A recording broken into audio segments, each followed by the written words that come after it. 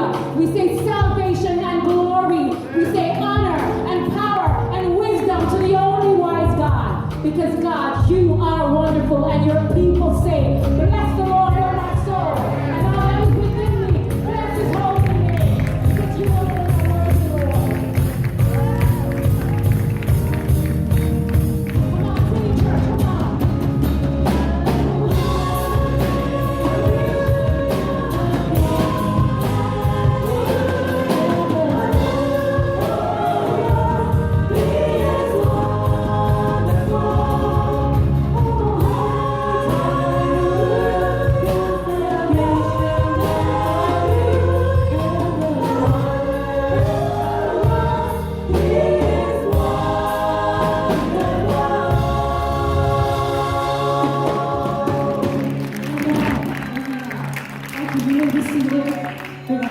Now, today we start a new series, guys, that we call Christmas Stories, and I love this series that we're doing, and because it appeals to something that I like to do. Anybody who likes to hang around me knows two things. One, I don't like to talk, but two, I like to tell stories. So I get to tell stories in this particular series. But before we do that, I actually want to make another plug again for really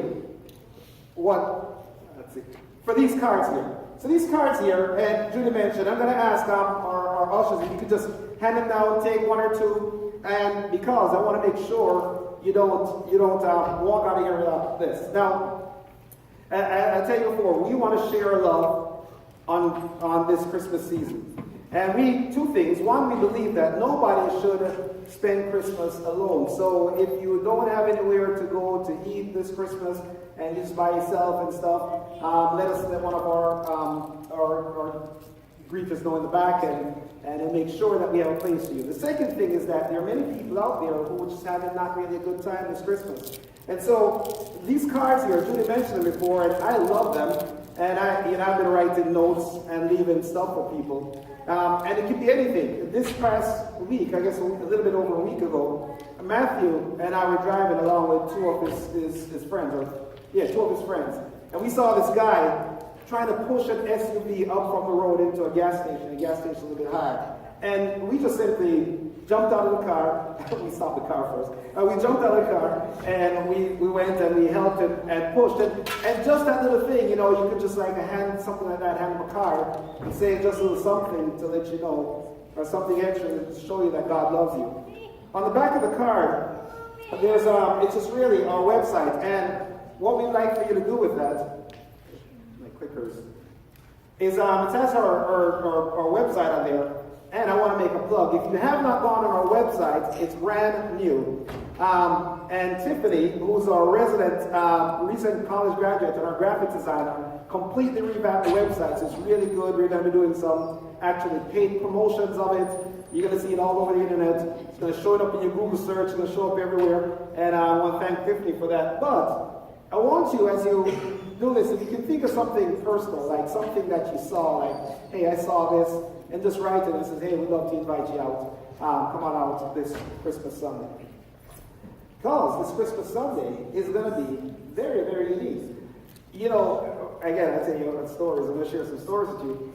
But next week Sunday, if you, our topic's called White Elephant. If you ever played that game, we'll talk about it next week if you haven't played that game. But if you ever received something that you're like, this is not exactly what I think I wanted. If you have that and something that you can wear that. And for a number of people, it's an ugly sweater. If you have an ugly sweater and somebody gave you and you're like, what am I going to do with this thing? I can't even give it away. Next week would be the time to bust it out. But also, if you have a cool looking sweater, bust it out too, right? And for those of you who are about in Florida, there's the winter and it's hot in the winter. If you'd like, you can make it extra cold in here because we know it's normally not cold in this room. Yeah, right. Next week will be fun. Let's pray. Father, I want to thank you for this day. It's a day that you have made. And because of that, we're going to rejoice and be glad in it. So Lord, as I share with you what you have laid on my heart, Lord, I pray that you'll just speak through me now. In Jesus' name, Amen. So, the topic that we're going to talk about is like us. And, I've been a part of many Christmas plays. I've seen these kids up here. I remember when I was a little bit younger and up here during the Christmas play. And we had to choose all these characters. But I was kind of thinking about characters. And I would like for you to do something. I'd like for you to turn to somebody next to you, and if you don't know them, introduce yourself and say, the Christmas character I most identify myself with is. And you say who it is. It could be the shepherds, it could be the angels, it could be the wise men, it could be Mary and Joseph, it could be baby Jesus. Just turn to the next and says, the character that I most identify with, that's most like me, is. All right, go ahead, give you a minute or so to do it. I want to know what these folks up front just said, because it's really funny. I don't know what they said, but make sure it's a character that's in the story. Well, it has to be a story. Yeah, it's got to be somewhere in the story, you know.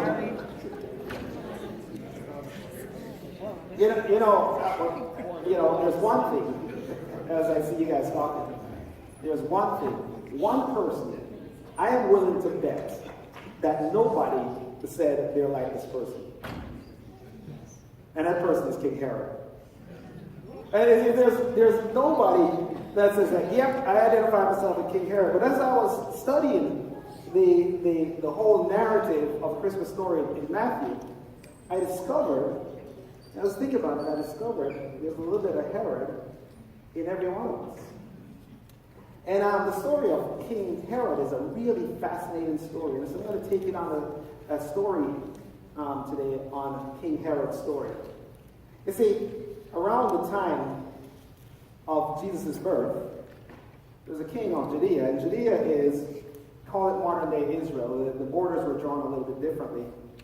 And King Herod was the king of Judea at the time of Jesus' birth. And he was called back then Herod the Great because he was indeed great. Herod was a great king. Herod was a master builder. If you go back in history and look at it, Herod built the largest artificial harbor. He organized some expedition to go and dredge out the harbor around Caesarea, around Israel, and built, and Judea became one of the largest seaports in all the Mediterranean area. And that was King Herod who orchestrated that. King Herod built cities. He built these magnificent cities and these magnificent structures. King Herod rebuilt the Jewish temple. He built pagan temples and he built Jewish temples. So in the early days, the Jewish people loved him because he built a temple. And the pagan people who worship all these foreign gods, they loved him because he built that temple. He was a great builder, just like an excellent mind. But Herod was also a military leader. If you go back a little bit, Herod was in the early days of the late days of the Roman Republic. And Herod played a big part in conquering the area known as Palestine for Rome. And because of that, he and his father were military leaders. Because of that, he was made governor over Galilee. So he's not only a master builder, a master architect and visionary, he was also a military leader. But not only was that, he was a shrewd communicator. He was extremely smart, he was extremely talented, he was this great visionary, he was a builder, he was a military leader, but he could sell you waterfront land in the Everglades. And his story of how he came to power is just so fascinating. So, if you remember, for those of you guys who took, English literature in school, you'll remember the Shakespeare play Julius Caesar. Right? And Julius Caesar became big in the Roman Republic, and he became so powerful that some political enemies just killed him off, just took him out. And he had two allies, a guy named Octavius, who was his nephew. So follow along, all this is going to play out really big in a second. Octavius, who was Julius Caesar's nephew, says, I'm going to get the people who killed Julius Caesar.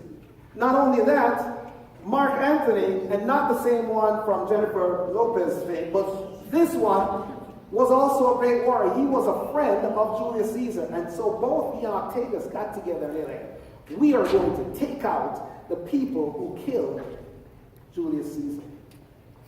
And so they did that. They organized this military battle and they took out the guys in the Senate. And then those two guys became powerful. And then what happens is you could expect. These two great military leaders looked at each other like, well, who's going to rule?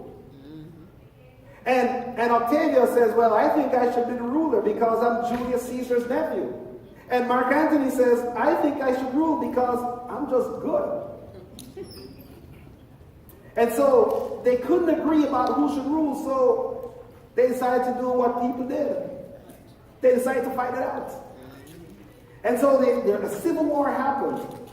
And so Herod decided that Mark Antony was going to win this battle.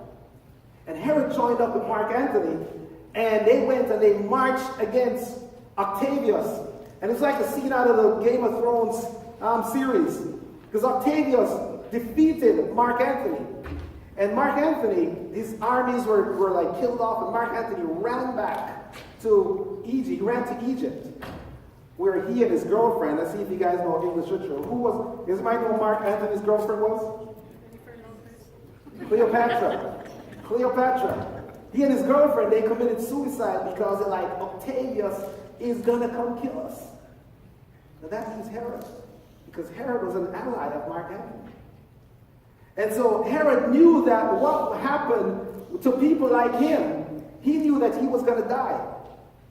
And Herod was such a master politician. Herod's like, all right, I think I know what I'm going to do. Herod got in a boat and he sailed to the island of Rhodes, which is now in Greece, where Octavius was. And Herod went there, and when Herod showed up on the island, everybody's like, Herod is out of his mind because Octavius will kill him. But Herod's like, let me go see Octavius. And he gets in there, and by this time now, Octavius has now changed his name. He has now declared himself that Rome is no longer a republic where it's ruled by kind of, republic of people who like elected officials. He's going to name himself emperor over all of Rome because he's all powerful over Rome. And he changes his name from Octavius to Caesar Augustus. If you read Luke chapter 2, which they read earlier, it came to pass in those days that they went out a decree from Caesar Augustus that all the world should be taxed. It's the beginning of the gospel story in Luke, Christmas story. Well, Caesar Augustus, Octavius now changed his name to Caesar Augustus, and Herod walks in there and he's like, and Caesar Augustus is going to take him out. And Herod's like, Caesar, before you take me out, just hear me out, and then you can do what you want to do. And Herod says this. He's like, you know that I was an ally of Mark Antony. And Octavius, Caesar Augustus says, yeah, I know you were an ally of Mark Antony. That's why I'm going to kill you. And Herod's like, oh, hold on a second. I want you to know something. When I am loyal to a person, I am loyal to a fault. I will go with them to the end. When I pledge my allegiance to somebody, I am with them to the end. And Caesar, if you allow me, I will pledge my allegiance to you. And nobody can come message you because I Herod, got your back. I got your back. See, I got Mark Antony is nothing compared to how I'm going to get your back. And that impressed Caesar Augustus. He's like, I can't believe this guy walked in here. And he impressed him so much that not only did he give him Judea, he gave him Samaria also, and he gave him Jericho, which is in Jordan. He gave him the Gaza Strip, which you hear about in the news in Palestinian territory. He gave him 4 areas, and he did something else. He put all those underneath him, and he says, you are now king. Before that, there was no king. There were governors. And he made him king, and he was King Herod the First. And so King Herod, with all that power and all that political clout, and built all this and made Rome stronger and more powerful, and he built up the military. And Herod lived 77 years. He died 4 years after the birth of Christ. But what was interesting is that by the time Jesus rose up on the scene, by the time this whole Mary and Jesus shows up on the scene, Herod is feeling himself. Herod changed his name from King Herod the First to King Herod the Great. He's like, I need you guys to understand something. I am great. Look at all of this. Look at this harbor. Look at all these cities. Look at all the things that I've done. I am great. And everybody needs to recognize that I am great. and so he turned around, and all of a sudden it started becoming all about him. And two things happened. One, he became prideful. He became proud. And he started to think that all this, everything was all about him. It's like, I'm Herod the Great. And what happened next is it was amazing. He's like, I made it. I don't need anybody, or I don't need anything. It's just me, myself, and I, because I'm Herod the Great. And he got to the point where he was just like pointing out everything to everybody, and he was saying, I don't need God. I don't need Caesar. I don't need church. I don't need temple. I just need me. Because none of those people really made me great. I made myself great. And you know, as I was thinking about Herod there, I thought about really what's happening in our country. What's happening in our state, what's happening in our cities, what's happening in our community. And so a well-known statistic that I quote here all the time, it's a statistic from the 2010 census that says 90% of the people in this area don't go to any house of worship. 95% don't go to any Christian church on a regular basis. And the research is very clear as to why that is. It says that when people reach a certain level of economic prosperity, they believe that they've made it. They believe that they've made it. They won't come out and say it, but you know, the competition in here is not on the churches. The competition is the bed. It's a football game. Or the things that people like, I want to work hard all week. I deserve to stay in and sleep and rest. And all this stuff here, when I was slaving, where was God in all of this?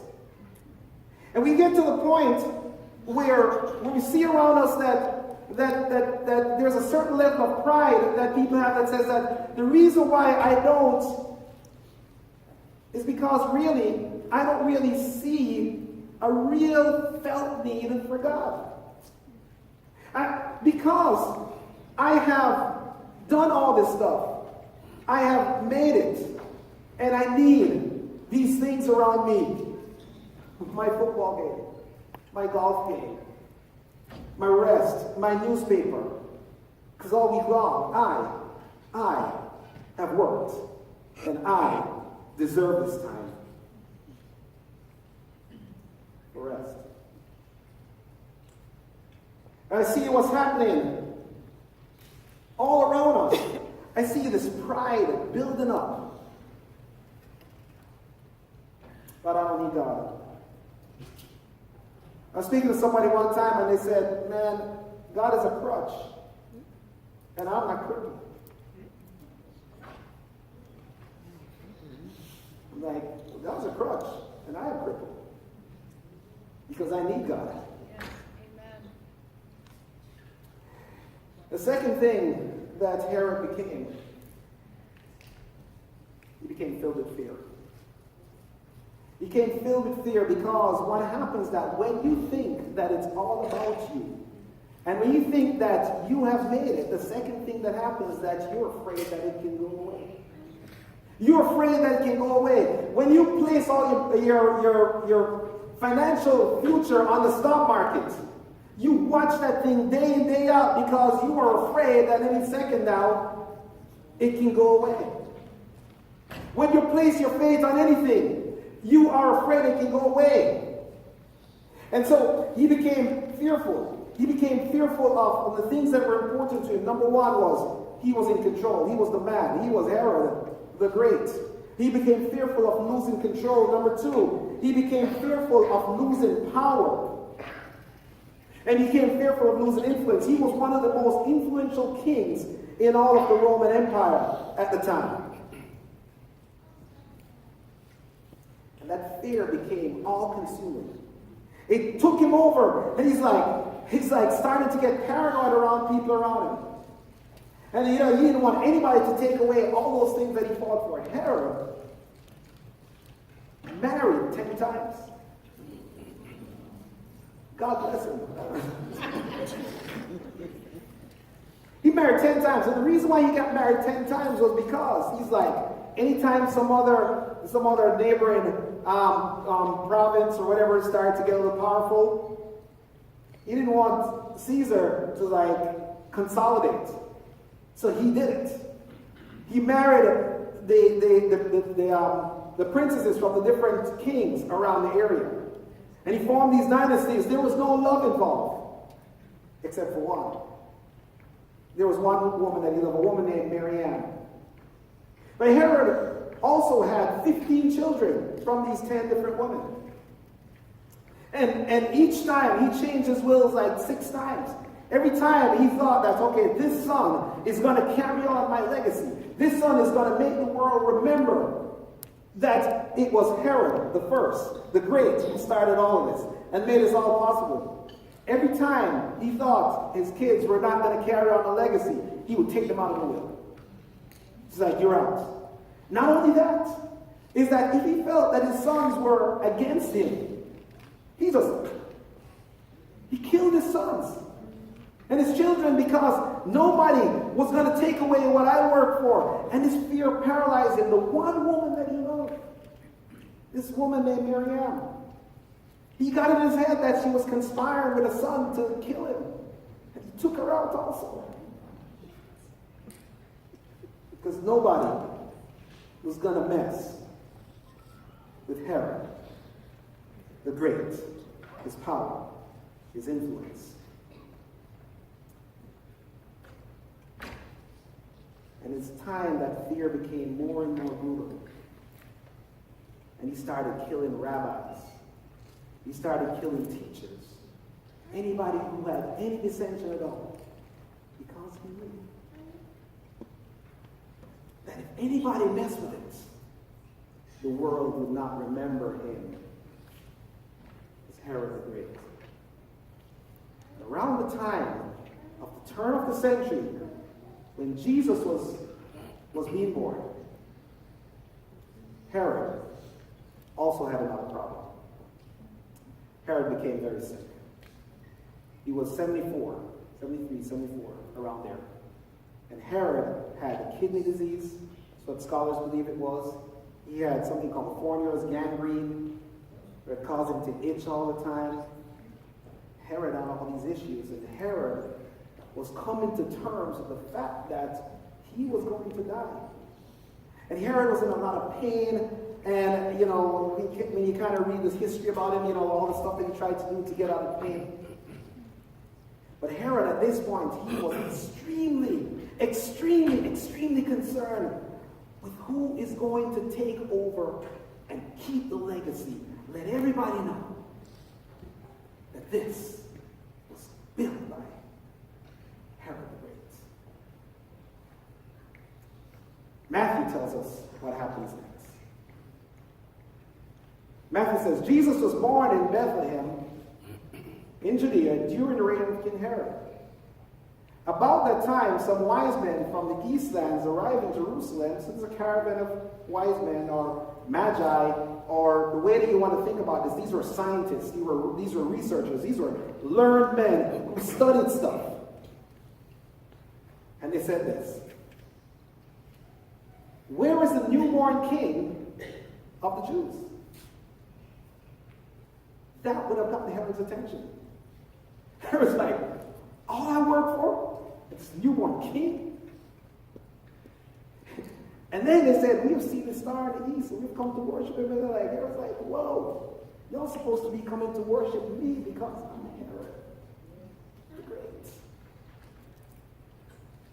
And King Herod naturally was deeply disturbed when he heard this, as was everyone in Jerusalem. We're going to talk about that next week. He called a meeting of the leading priests and teachers of the religious law, and he asked, where is the Messiah? And the word Messiah there means Savior, but it comes from a word meaning warrior. The Messiah was, the Jewish people were expecting this warrior, this mighty warrior. And he said, and so when he asked the question, where is this warrior that I heard, that I thought was all myths and fables? Where is this warrior? Where's this Messiah, this Savior of the Jewish people supposed to be born? He's asking the religious leaders that. And the religious leader says, in Bethlehem, which is in Judea. And so then Herod called for a private meeting with the wise men. He's like, hey, wise men, hey, Dr. So-and-so, Dr. Smith, Dr. Wallace, Grant, Dr. Pinnock. There are two Dr. Pinnocks. Prophecy. Amen. Dr. Pinnock and Dr. Pinnock, your wise people come in here. And he says, hey, come sit down, I want to talk to you. And he's like, tell me when the star first appeared. And he started asking them about the questions, and the wise man says, well, the first time it appeared was about 2 years ago, but we didn't really recognize what it was, but it was something unique. It stayed in one spot. Even the daytime it stayed, and I'm taking a little writer's embellishment here, because when you read through the narrative, you realize that this star was a unique star. The star moved when they moved. Actually, the star moved ahead. Usually stars just kind of stay right there. And this star was moving. And so he wanted to know about the star. And so the reality was they were following the star for about 2 years. Then he told them, hey, here's what you do. Go to Bethlehem. And he knew it was Bethlehem because the teachers and the religious leaders told him it was going to be Bethlehem. He says, hey, I want you guys to go to Bethlehem and search carefully for this child. By this time, Jesus was about 2 years old. And when you find him, come back and tell me. So that I can go worship him also. Because if there's a king in town, a new king, I wouldn't want to harm him. I would want to go worship him, right?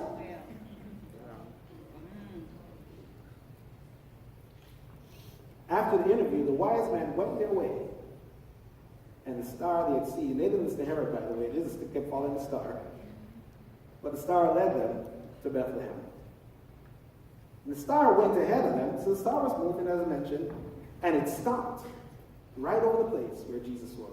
And I try to imagine what happened, because the star probably wasn't like way up there, and the star was probably not that visible to every single body because everybody would have seen the star. But these wise men would say, there's this sort of thing that I see all the time. And it stopped where the child was.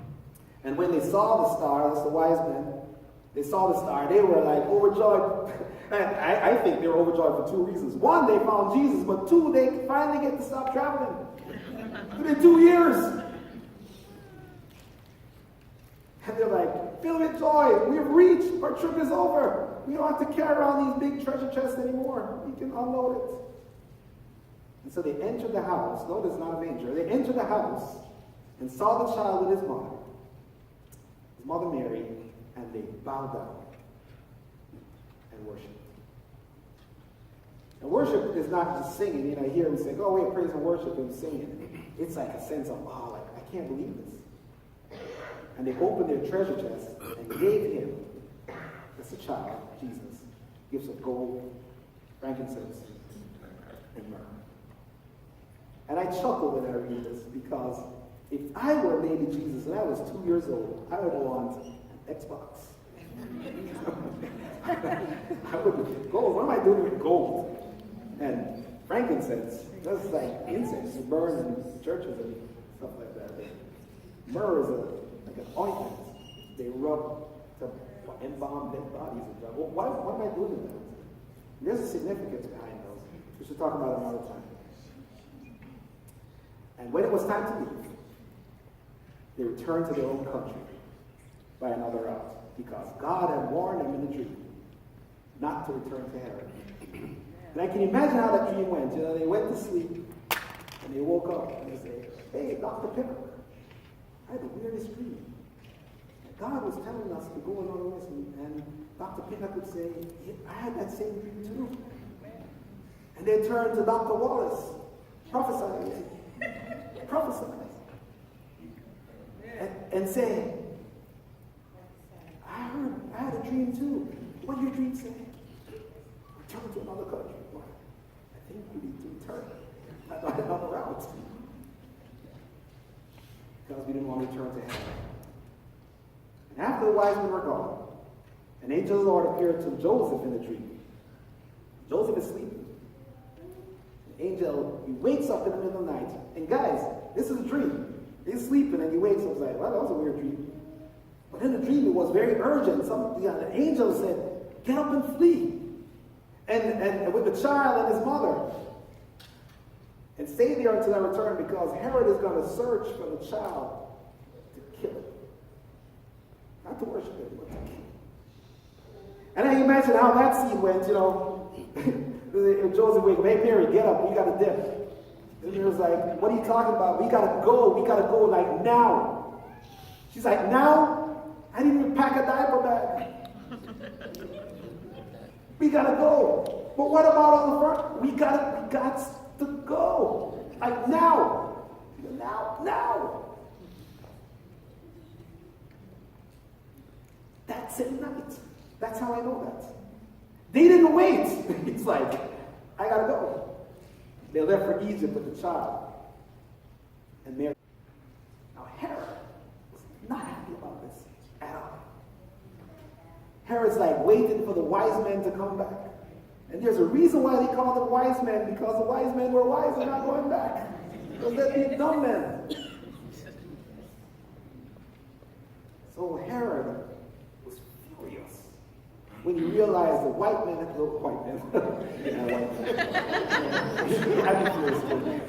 that the wise man had outwitted him.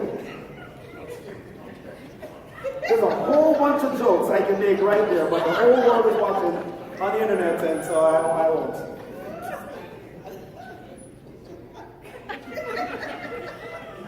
And so, he said, "They think they can outsmart me?" He knew when the star first appeared, it was 2 years ago, because he says, "I want you to kill all the boys who are 2 years and older. Every one of them, not just in Bethlehem, because maybe the baby wasn't going to be born in Bethlehem. Maybe it was going to be born in the suburbs of Bethlehem. We're going to take them all out." And they said, "Everyone?" It's like, "Everyone. Everyone? We're going to take them out." It's like, Herod, that's kind of drastic. And he did it based on the wise men reports of where the stars first appearance. And you know, historians tell us that a year after this occurred, so in the third year of AD, third year after Jesus was born, that Herod was in so much pain that he tried to commit suicide. And back then, they didn't have a gun to take it out, so it was kind of gruesome what they did. And his cousin saved him. He couldn't die. And so he died a year later from what they believe is kidney failure. But before he died, after he tried to commit suicide, he did his last act. He had every male in the city arrested. Every influential male in the city arrested. If you had money, you were arrested. And he threw them all into prison. And he said this: "When I die, because I know I'm going to die soon, I want you to kill every one of them so that there's mourning when I die. Because I know nobody's going to cry for me. So I want the whole city to be in mourning. When he died, they released all the men. There was celebration in the city.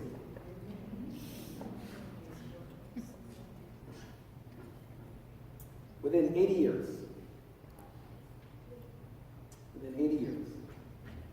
everything that he fought for was gone. Herod died. He died alone, a lonely and depressed man without any hope. Trying to get it all for himself. He ended up, within 80 years, losing everything. But soon after he died, what happened next? Rome divided, well, there's a delegation from Israel went to Rome and says, we don't want any one of Herod's sons run in this place because they're evil. The sons went and petitioned Rome and said, my dad put it in the will that I would lead. And Rome divided up the kingdom, and there was nobody else called King of the Jews except for one person, Jesus. He was King Herod the first and King Herod the last. And it was interesting because within a few years after that, civil war broke out. And the kingdom was divided among his 4 sons, and civil war broke out, and the temple was destroyed, and the cities were destroyed, and everything was destroyed. All his architecture was destroyed. And instead of him becoming King Herod the Great, he became a footnote in the story of Jesus. He became a footnote in the story of Jesus. And what he wanted most was a kingdom that would never end. And to remember for that, when instead of being remembered as Herod the Great, he was remembered as Herod the Butcher. The guy who killed all these innocent children when just 5 miles away. Just 5 miles away. His story could have been so much more than that. He could have been a part of the greatest story that's ever been told.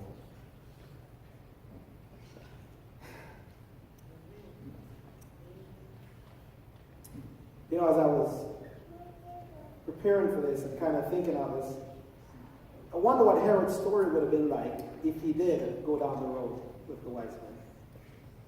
What would the story have been like? What would his legacy have been like? What would we be talking about in churches today if he had accepted instead of rejected? If he had trusted instead of resisted? If he had sought instead of fought? And you know, Herod's pride and his fear led to this distrust and his pride, and he's kind of thinking about, I'm the great and I'm the one who did all of this, and his fear of losing control and giving up even a fraction of what he worked for. He was just afraid of giving up. He's like, I can't share this with anybody else. I don't want to give it up. That fear and that pride caused him to miss out. Caused him to miss out on life. Caused him to miss out on the one woman he loved. It caused him to miss out on relationships. The relationship with his children. The relationship with family. It caused him, his pride and his fear in trying to protect what he has, caused him to do so many wrong things. Went right down the street, just 5 miles away. He could have had everything that he's ever needed, and so much more.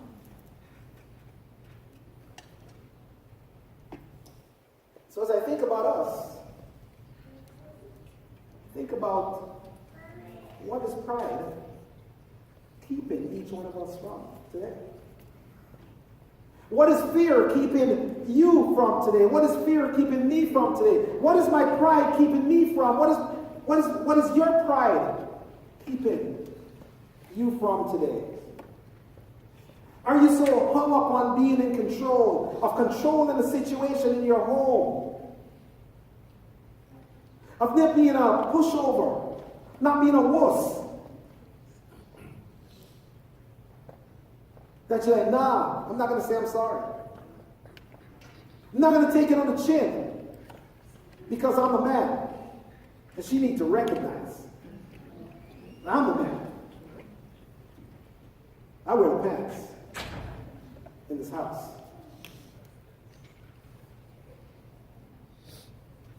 What are you missing out on? Are you missing out on the joys of a good husband and wife relationship? Are you missing out on the joys of relationship with your kids because you believe kids should be seen and not heard?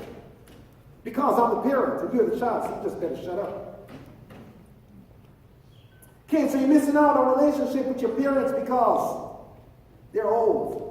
They don't know stuff. I remember I was all of 20-something years old when a kid told me, Gary, it's okay for you to say that because you already lived your life. 20-something years old.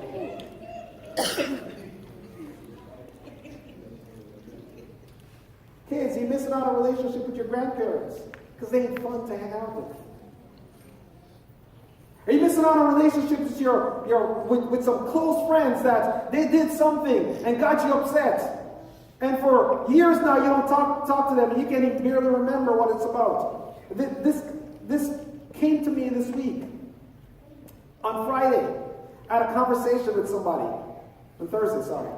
I had a conversation with somebody, and it's a good friend of mine, and he told me he has a daughter and a granddaughter. The granddaughter is 5 years old. And he said to me, I said, hey, how's your daughter doing? And your granddaughter, I hadn't seen in a few years. And he's like, I don't talk to my daughter anymore. I'm like, really? Why not? And he said this to me. He's like, because she doesn't have any respect. She didn't respect my time. I'm like, what happened? He says, well, Gary, when you hear the story, you're going to agree with me. I'm like, tell me. And he said this. He's like, man, you know, every Christmas, she comes and she would spend Christmas with us. But she got this, ever since she got this boyfriend who was our David's father, I know you don't like the boyfriend. And the boyfriend knows you don't like him. So this Christmas, we decided that we're just not going to come. And he's like, I'm not going to talk to you because you didn't have the decency to call me and tell me you weren't going to come. She goes, I didn't tell you I was coming. And he's like, well, you didn't tell me you weren't coming. He stopped talking to her. It's going on 2 years now because she didn't show up at Christmas dinner.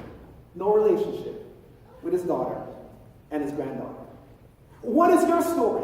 What is the thing that the relationships that you, because of pride, is keeping you from?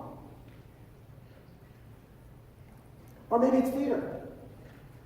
Maybe it's fear that I can't, I have to keep working and working and working and working and working because I got to depend on me. Because I'm the one who's going to make it. It's not God. If I'm not here on Sundays, God ain't going to pay my bills. I gotta depend on me. And what is fear keeping you from? Maybe it's ridicule. You're like, I can't let anybody know I'm a Christian. I can't let anybody know I'm following God. I can't pray at the table around in the lunchroom because some kid is going to look at me like, why aren't you praying? And you fear of being rejected and being ridiculed. What is it from? Because there's a little bit of Herod in every one of us. There's a little bit of Herod in every one of us that pride and fear is keeping us from. I think if you would think about it, just a little bit, you'll realize what I realized as I was preparing for this. That there's a little bit of Herod that causes us to follow our own way and to follow our own desires, and no matter what the consequences, we're going to follow our way because that's what we do. There's a little bit of Herod in us that causes us to do things that we know can or will hurt somebody. Like, I don't really care. I'm going to do what I want to do. I'm like, please, please, please do this for me. No, I'm going to do my thing. It's a little bit of Herod in each one of us that causes us to want to give people a piece of our mind whenever we get angry. Like, I'm going to tell it what he thinks, what I think. Like, this little voice thing, that won't hurt him. I don't really care because I'm going to get this off my chest. And you just let it rip. There's a little bit of Herod in each one of us that causes us to want our needs, wants, and desires met first, ahead of everyone else. There's a little bit of Herod in us that causes us to scratch and to work and to strive and to claw and to try and get the things that we believe that we need to get because we are responsible for our own destiny.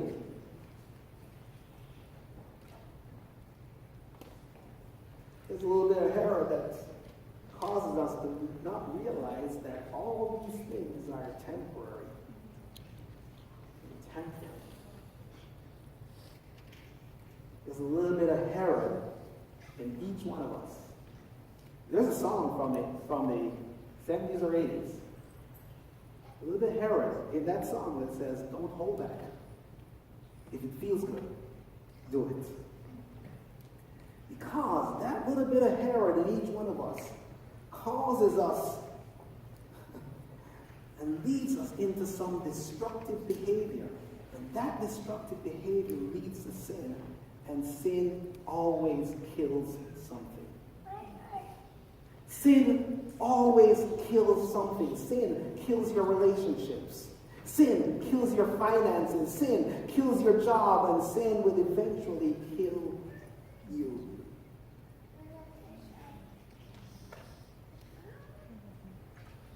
So yeah. If we're honest, there's a little bit of Herod in every one of us. But, and it's a big but, it doesn't have to end the way that Herod did. You see, because just like Herod, we're faced with a choice. Herod's choice was 5 miles down the road in a little house in Bethlehem. And your choice and my choice is even closer than that. Your choice and my choice is right here, right now, right in our seats. Right here, right now, in our seats. We're faced with the choice that do we continue? Do we continue following the path of Herod, which is to resist, which is to reject, and which is to fight, and to push for what we want, no matter what the circumstances? Or do we follow the path of the wise men, which was to seek out, which was to trust, and which was to accept? So we're faced with this choice.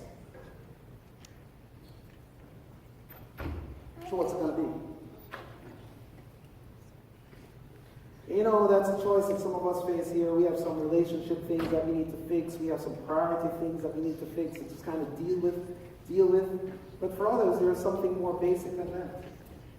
It's more basic than that is that we have never come to the point where we have said, God, Jesus, I want to explore you. I want to get to know you a little bit more.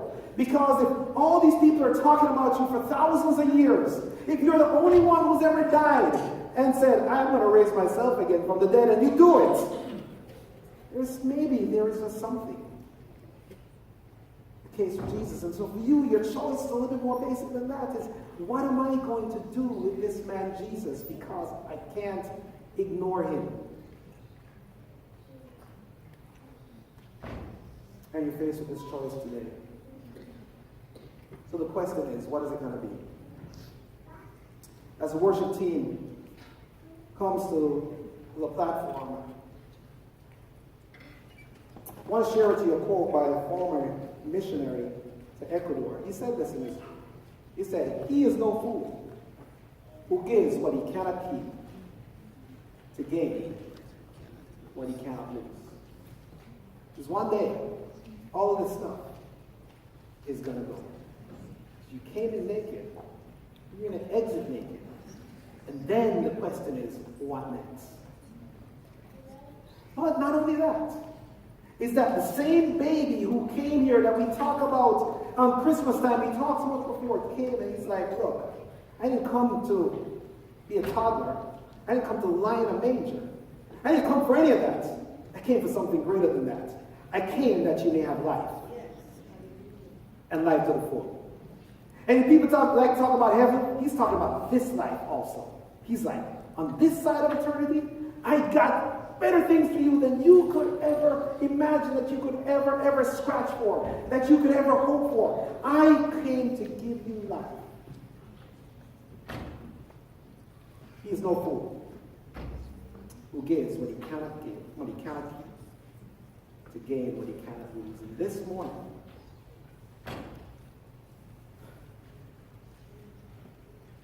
God is presenting you with a choice.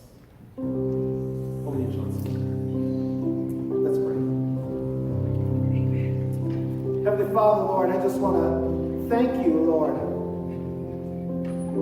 Lord, for using your word to illustrate that there is a little bit of pride, and there's a little bit of fear, and a little bit of not trusting and not seeking out in all of us. There's a little bit of Herod in each one of us. Lord, I pray that we will not let this Christmas season be anything like prior Christmas season. But this season, today, this morning, we'll make a life change in just one thing. It could be a repairing of a relationship. It could be an adjustment of our priorities. Or Lord, it could be an accepting of this newborn King that we celebrate today. Lord, I pray that if there's anybody here who does not know you in a very real way, that today, before they leave this place, they'll come and speak with me, or Patrice, or somebody else up here on the stage, and we can explain more. And if you just want some prayer and some counsel on how you can get over this relationship stuff, the thing that's bugging you, so that this Christmas will be a very special Christmas, that they'll come and speak to us. In Jesus' name.